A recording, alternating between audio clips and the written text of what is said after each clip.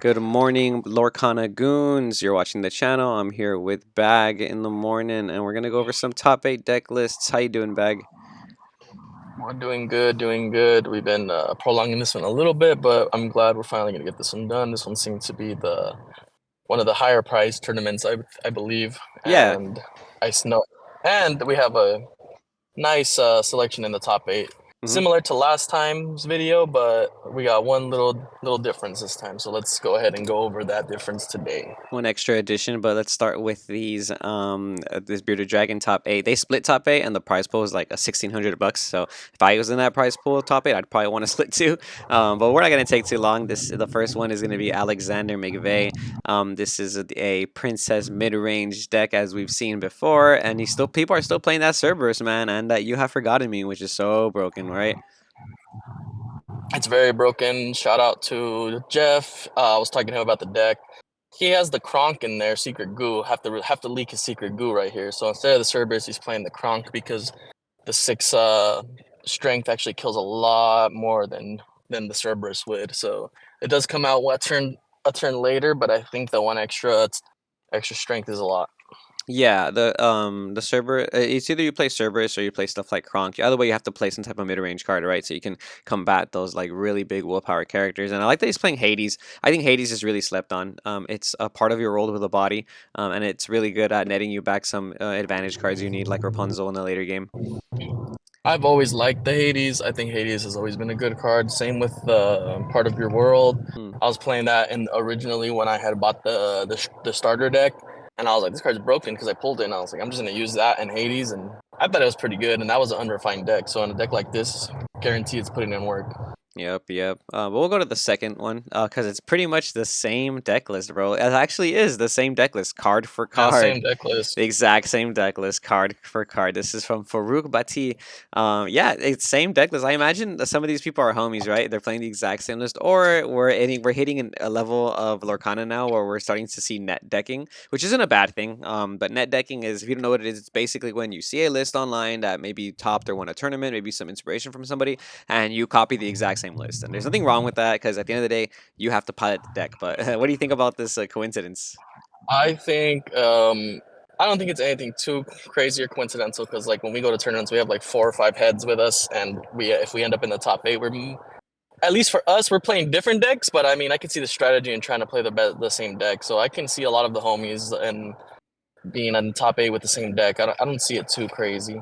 But Yeah, card for card is a little interesting. Like the ones we've seen in the past, someone has been like taking one of out, putting like one of in, or like the meme. Just change it a little so it doesn't look like you copied meme is what's been going on. But now we're just straight up like, what's the list? All right, I'm gonna write that down too. yeah. Let me write down Which exactly.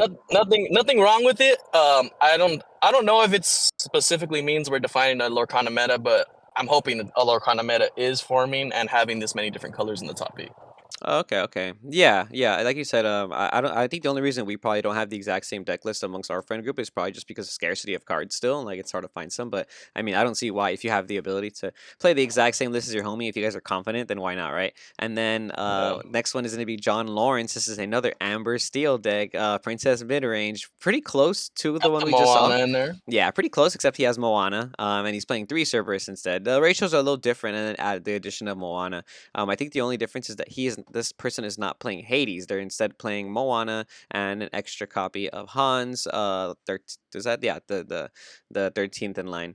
And I then was I'm curious about that. I'm curious about that choice of putting the Moana in there because since the rest of the list is entirely the same, I wonder what this person felt the need of having that heal or that readying of princesses. How important that was. personally, I don't even think the readying the princesses is like really the purpose of it because I've been trying to practice this deck on Pixelborn and like yeah, that does come up every now and then, but really it's just the fact that it's a 3 lore 1/6, with the 6 willpower on that And body is like it's really powerful, and you heal that Moana a lot. you know yeah, that's where the Kronk comes in, so you can kill that Moana in one shot instead of giving the beast that amazing Rapunzel target. Yep, yep. So But yeah, I against a deck like this, you definitely want that Kronk. you really have to play around Rapunzel this format. Like you, whenever you're doing like damage or trades or Anything. things, yeah, you have to consider Rapunzel now. And like yeah, playing cards like Kronk, hint hints, it will help you net that advantage over stuff like Cerberus, stuff like Moana. Because Cerberus can't trade into Moana, but that's I think Moana is really good. But we'll go to the next list. This is a Amethyst Emerald by Matt Dentini. Um, Playing a little different than the past list too. I just realized this now actually. this one has Archimedes, and this one And it is has the Maleficent. and it's even playing Wardrobe. It has the Wardrobe. Look at that. This is a very interesting list, I'm not gonna lie. So why do you think Wardrobe is in that deck? Is Wardrobe is a 3/4/3, right? Not It's a bad. 3/4, I I believe. mean, 3/4. 3/3/4. It's a three, yeah, 3 ink, 3 strength, 4 willpower. Um, I mean, those stats aren't bad. I mean, in a deck like this, though, I don't know because we've tested this deck, and I don't mhm, ever feel like I've been in an instance where I'm like, I wish I had the wardrobe. Even now looking back at it, I was like, would the wardrobe have saved me there? I guess it trades mhm, into the 3/3s, which there are a lot of, and lives. But I mean, I really hope this person can come in on the comments and tell us what his thought process was or how it worked out and what the reasoning was. mhm, mhm. Even if it was just as simple as I needed to get 60 cards and those are the only cards I had, but I want to know, Yeah, I or would I like want to to know know if there too. was a true meaning. I also like But how yeah, he's other playing. than that, it's very different from the other one because he's playing the Maleficent. He's playing a lot of those big big willpower creatures at a low cost. So I'm interested. I'm very interested.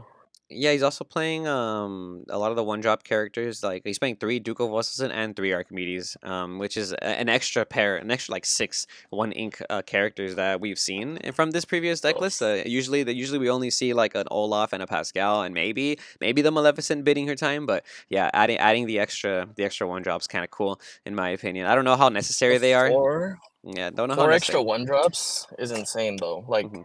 I mean, I guess you're inking and drawing, but I would hate to friends into two one drops late game.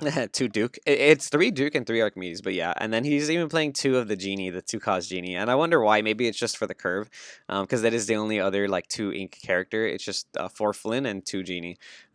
Yeah, interesting deck list. Yeah, I do. I would like to know a little bit more of the thought process. If you are watching this video, Matt, please leave a comment below or on the Facebook as well, where we post these And I just want lists. to shout you out too because you made the top 8 with this list, and this is something we haven't seen before. So really, really curious if you can reach out in the comments and let us know because this is very, very interesting. Yeah, man. Okay, let's go to the next one. The next one is going to be a Emerald Steel deck. This is brand new to any top 8 that we've done, Mr. Bag. We haven't seen any Emerald Steel list before. What do you think of this one? I like it personally because I think this is a very good combo, very slept on.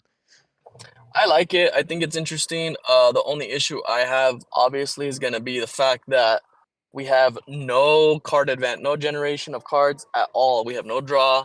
We have no manipulation of the deck. Hmm. We don't even. We just have the Mad Hatter if we're really going to draw into the late game, and to me, that's a little scary, at least for my play style. So again, interesting deck. Interested to see how it worked out for him. Hmm. Uh, just in the whole tournament, just because of not having the ability to regenerate those resources. Yeah, not just that, they're playing cards like Mother Gothel, which I don't really see very often used in Emerald decks. Another cool thing is the combination of 4 Fire the Cannons and 1 Captain Hook, captain of the captain of that hook.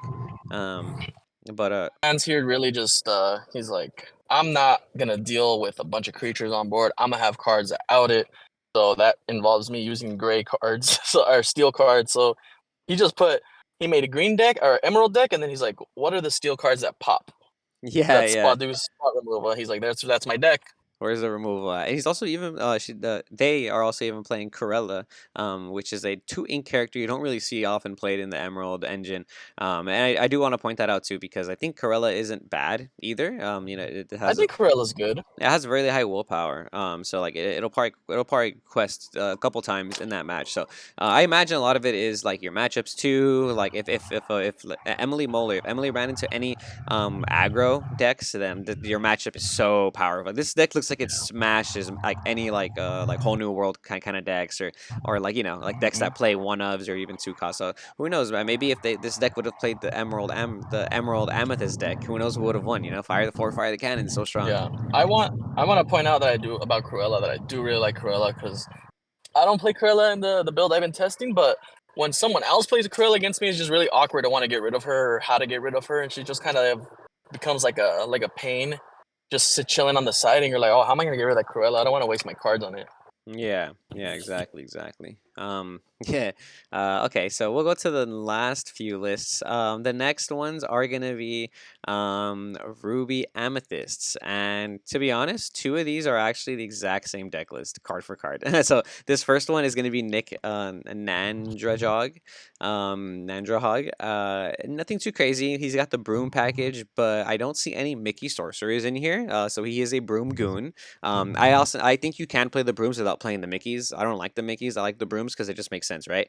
And that's other than that, I think just one Mickey Brave Little Tailor is the only interesting thing. Oh, you know what? This guy's playing for Jafar. That's kind of a newer trend, right? We're seeing Jafar come back into the meta.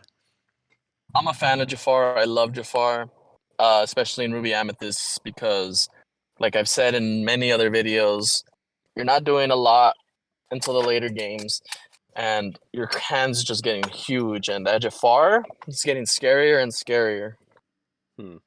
Yeah, a lot of pressure. That two lore that it has also. The ability to gain two lore, because it's just a like really heavy willpower is very interesting as well. I wonder if Scar is going to become like a new staple in the Ruby Amethyst deck. I imagine Scar has a really good like trade with mid range decks too. That's probably why. That's probably why you have to I don't play I Scar don't see now. a I mean, Scar in this I mean Jafar. list. Sorry, I haven't saying. I mean Jafar. Everything I just said, Jafar. Oh, I was tripping out. I was like, am I in the wrong list? No, everything I just said, Jafar. I think Jafar is really good against the mid range decks right now, because you can kind of pump your hand up to levels that'll probably trade really well into a Rapunzel or something. Like you were saying, you do have a bunch of like hand power in this deck, so playing a Jafar, and then your opponent plays something like Moana, you might be able to threaten it, and get rid of it. Oh wait, we didn't even realize there's no Dragonfire in this list. Oh, what the? That's interesting. Whoa. Yeah, bro's not playing Dragonfire, and Dragonfire is just an uncommon. I don't see why you wouldn't be able to. I mean, he has all the legendaries, and but no Dragonfire. I was gonna.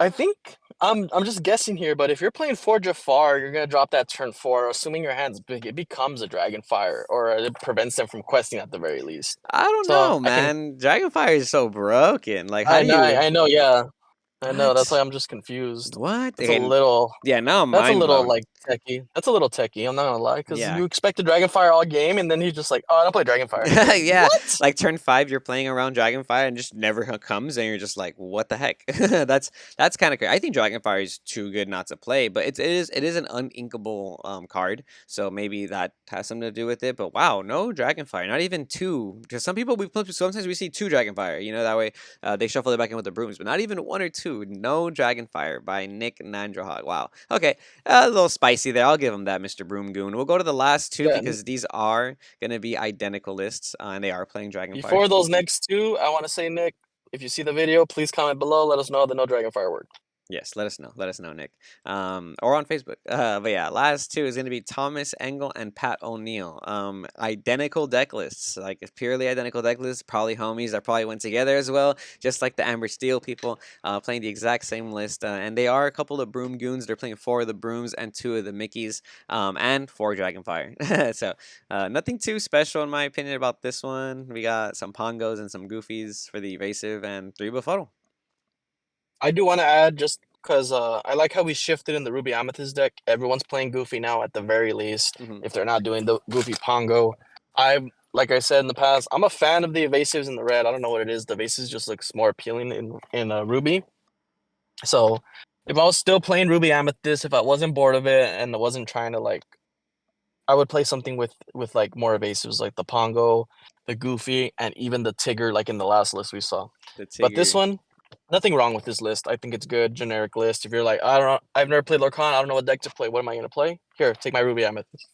Yeah, this is like a deck. It's so weird because this deck is kind of like it. I feel like the ceiling is still high, like the skill ceiling, because you do have to make like a lot of decisions when playing this deck. But this deck, I feel like plays like a lot of other TCGs. You know what I mean? Like if you have experience Hmm. playing other TCGs and you want to learn Lorcana, I feel like if you pick up this deck, you will understand Lorcana by the end of one game, just because of everything this Yeah, deck does. It has like all the mechanics from like every like card game and what you need to do. It plays out like you're playing like a game of like Pokemon almost, or like Yu-Gi-Oh in my opinion. Like so I am always gonna like this deck for that reason, but I'm tired of seeing it. So we need some more meta stuff. But yeah, yeah. any final thoughts, Bag, on that top eight from the Bearded Dragon tournament?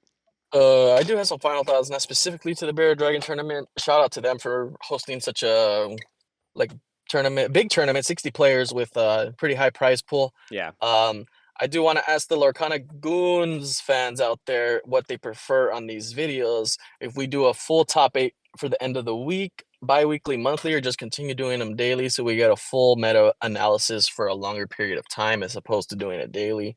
Let us know in the comments, Facebook, YouTube, TikTok, Twitter, any of those, and we'll get back to you guys. Always. heck yeah. Lorcana Goons out. You guys have a good day and enjoy yourselves later. Shout out Goons.